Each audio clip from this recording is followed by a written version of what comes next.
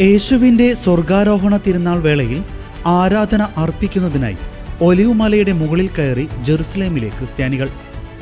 യഥാർത്ഥത്തിൽ യേശു സ്വർഗാരോഹണം ചെയ്തത് ഈ സ്ഥലത്തു നിന്നാണ്.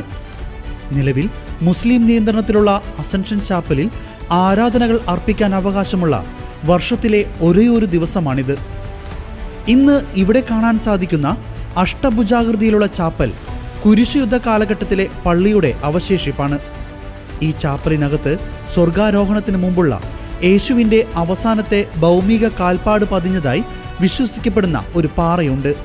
മെയ് 8 ഉച്ചകഴിഞ്ഞ് വിശ്വാസികൾ അസൻഷൻ ചാപ്പലിൽ ഒത്തുകൂടി.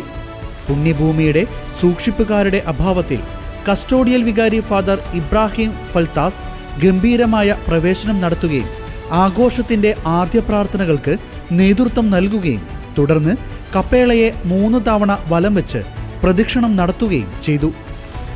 ജെറുസലേമിലെ ലാറ്റിൻ ഇടവകയിലെ ഒരു വലിയ കൂട്ടം വിശ്വാസികൾ സന്നിഹിതരാവുകയും കൂദാശകളിൽ പ്രാർത്ഥനാപൂർവം പങ്കുചേരുകയും ചെയ്തു.